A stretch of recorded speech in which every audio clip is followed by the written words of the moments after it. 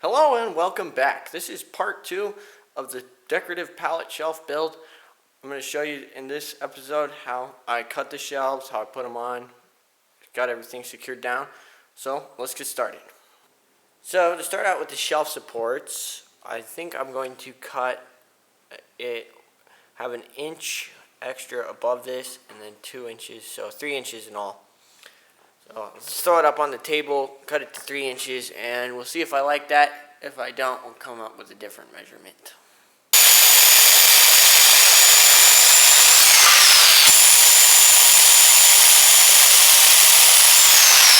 Alright, so got the piece cut here.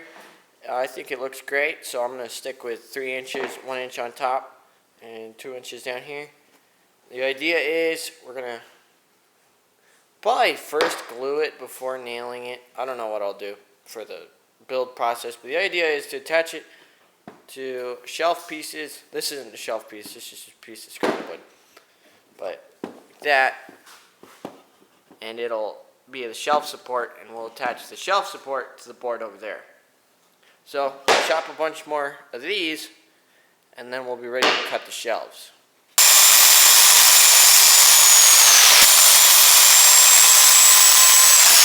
Okay, this is really annoying. I'll just cut this piece, but you'll notice that it's a lot longer than the first piece, and the reason is because for some reason I marked the line at 4.5 instead of 3 inches. Well, this one's at 3 inches. For some reason I marked 2 lines. I don't know how that happened, but it did. And now I have this too long, and that can be really hard to cut. So I'm going to set this one off to the side and come back to that one, but we'll keep chopping with the other ones.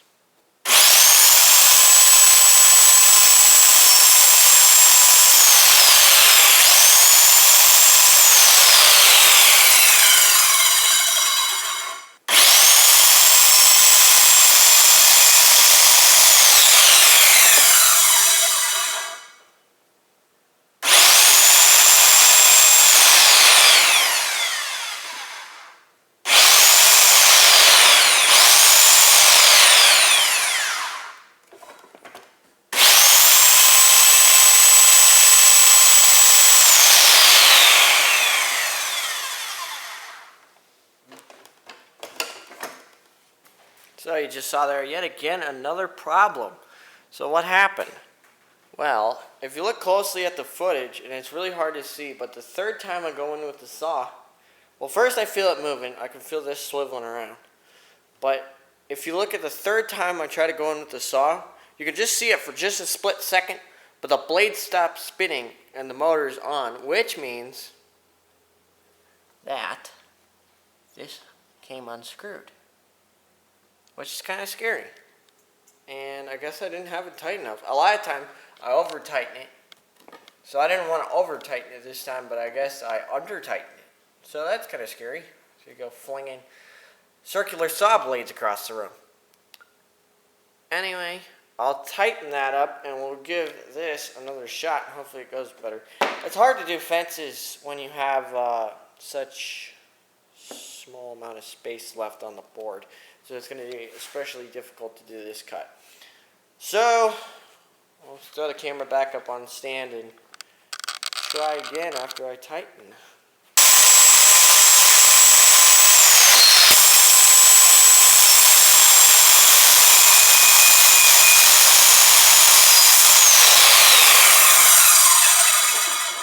Okay, now this is just ridiculous. So I decided to set up a shorter fence so I didn't have all this hanging off the end there. But what did I forget? Well, I forgot that this part of the saw bumps into the clamp when it's too close. So I can either set it up like this again or flip the saw around and use the short side of the plate, which is what I think I'll do.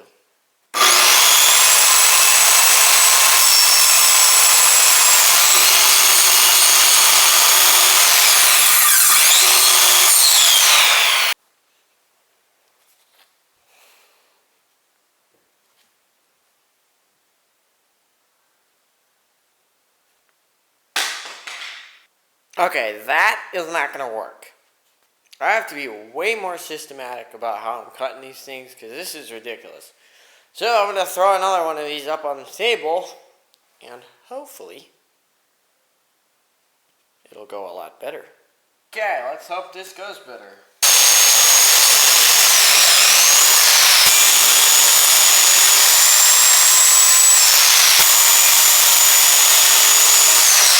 So I'll show you here quick. I did individual chops, chopping all the way up to here until I got my last piece off somewhere around here. And now I'm going to rotate it so that I can chop this off. So that I'll have that piece. And then I'll have a lot of meat left to put a fence on or whatever. So I won't end up with that same fence problem like I've been having.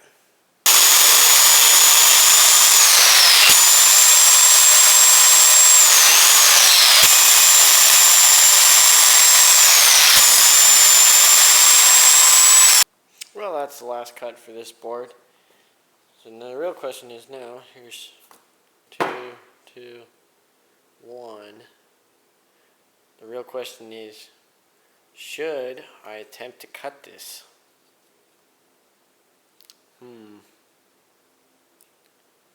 I think we'll try. Well, I'll see what tools I've got, kind of what to use as a fence. And if I can't rig something up, I'll have to cut a new piece. But I'll see what I can do with this first. Okay, so here's what I rigged up to cut this thing. So I have the fence is the table. There's the line. I have the piece clamped between this piece of wood and then this is just kind of a spacer. Hold it there and it seems pretty secure. So I'll give this a shot, and if it doesn't work, I just wasted some time. Let's hope it does though.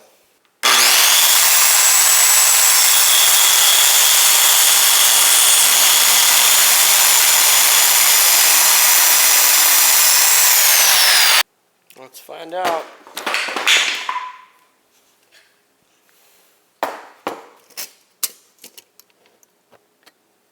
And it looks like, yes it did.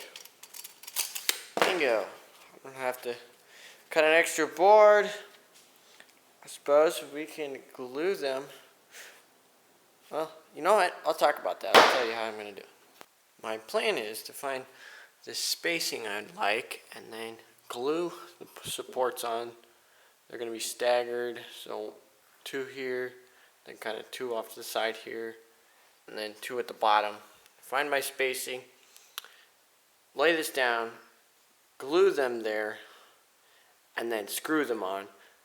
And the gluing and the screwing, if you're wondering about that, I like to glue it so it's held in place and it can't move around a lot because sometimes I have problems with it moving out of place when I'm trying to screw it. So the glue just holds it where it is supposed to be, and then I'll screw it in. And then we'll move on to putting the shelf tops on. So here's what I got rigged up for gluing it. I have, this is a level and it's working at a straight edge. I got it spaced correctly, and why I have the straight edge is it kind of helps keep these pieces on the same line so the shelf fits nice and flat, and then I'm certain I have it on the same line. So I'll glue these and I'll keep moving down, and while I'm waiting for the glue to dry, I'll pick my shelves out. So I decided while I was waiting for the glue to dry, I was going to try to solve the problem of attaching the shelves to the shelf supports. So I'm going to grab some drill bits and a drill and try pre-drilling the nail holes before hammering it in. I'm going to be really careful not to break this bit.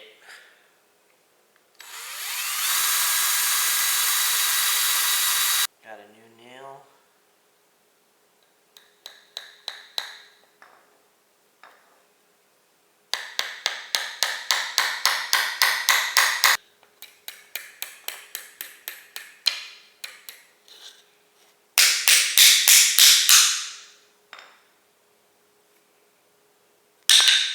So after some messing around, I finally got one to go in. So I'm going to try to do that with some other techniques, try to get them to go in, and I'll let you know which ones work best. So after bending like 7 nails or something, I finally found something that worked. So I was trying pre-drilling and they just kept bending, as you saw.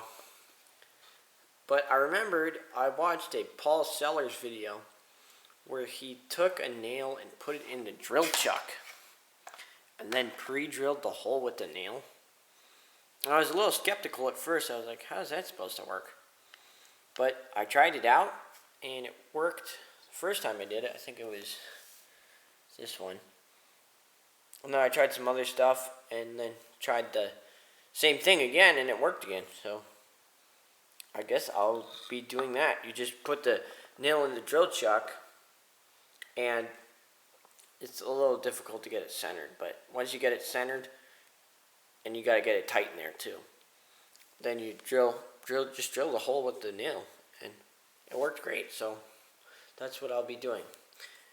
Now back to the gluing. The wood glue is taking way too long to dry, so I'm moving on to hot glue. I finished gluing them all on there, and it's looking good so far.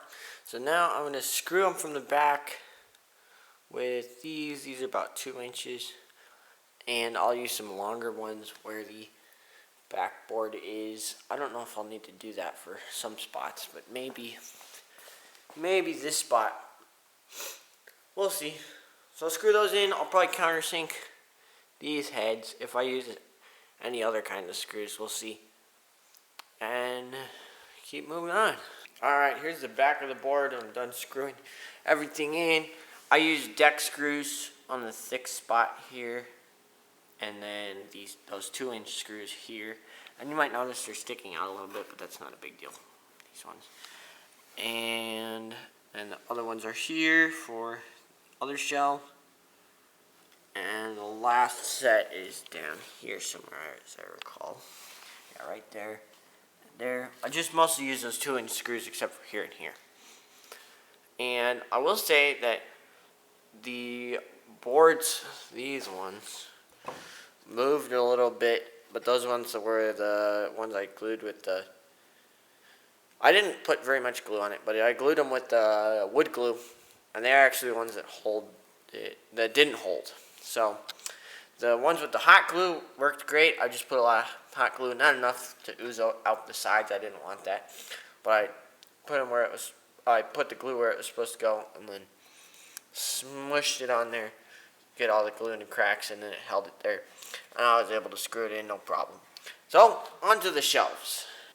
I'll be using this board, cutting each piece off of it. I'll need 3 of them, and I'll be cutting 11 3/4.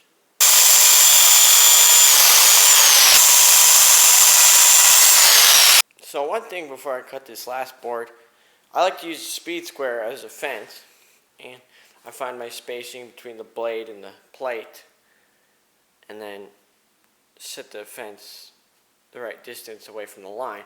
But a lot of time I need to put the clamp over here if I'm using the fat side of the plate, because it has the motor and the fan and stuff here, and that'll bump into the clamp when I'm coming this way. So I don't want that, so I have to move it over here, which often gives this a lot of pivot room, and I don't want it moving either.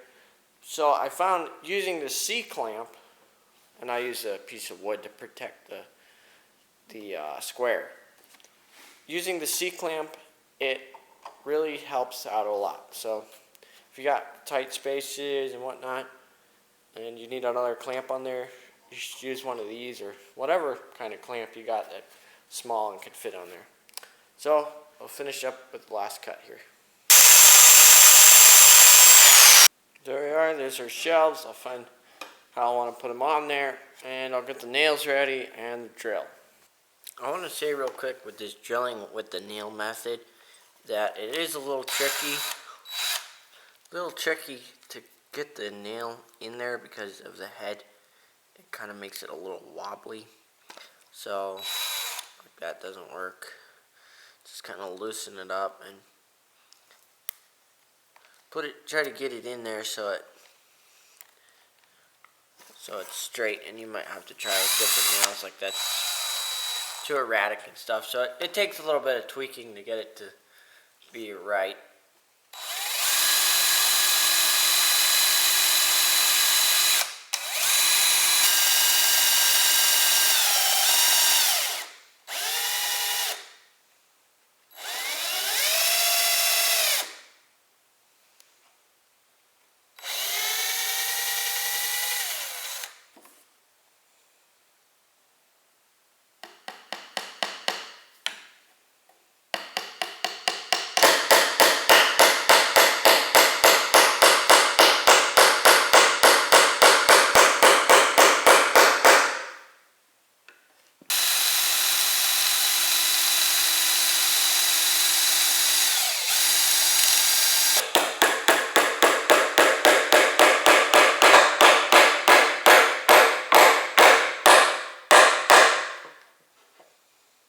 What I'm going to do is I'm going to put another nail here and another one here, 2 for each shelf, and I'm going to do that with the rest of them, and I'll get back to you when I'm done.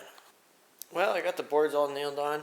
I'm going to take this air compressor and hook it up and blow any dust off with this air gun, just any sawdust or anything.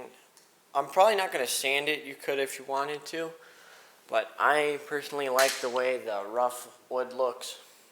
And I want to give you one piece of advice before I do that, is don't touch the nail right after you're done drilling a hole with it, because it gets very hot.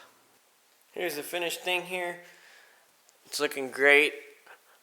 I will say it's not square, but that's okay because it's just a wall decoration. I love the fact that it's all made out of hardwood. You could probably make it out of like pine or something like that, but I just had hardwood and I like to make it out of that because it's strong. And it did have some problems with the nails. Like, I don't think you'd have to pre-drill the nail holes if it was pine or a softwood like that. But this is a hardwood and the nails kept bending. Well, if you like this video, please be sure to give it a thumbs up. And you might also enjoy checking out other stuff I'm doing. I do kind of project stuff like this and builds, repairs, and whatnot. So be sure to check out my channel. Also be sure to comment if you have any ideas on how to improve this, or if you have any other great ideas like this. I'd love to hear them, and I'm sure everyone else out there would love to hear them too. Be sure to share anyone you know. Maybe they'll find this project helpful tips. And be sure to subscribe for more content like this. Well, I hope you liked this video, and I will hopefully see you again soon.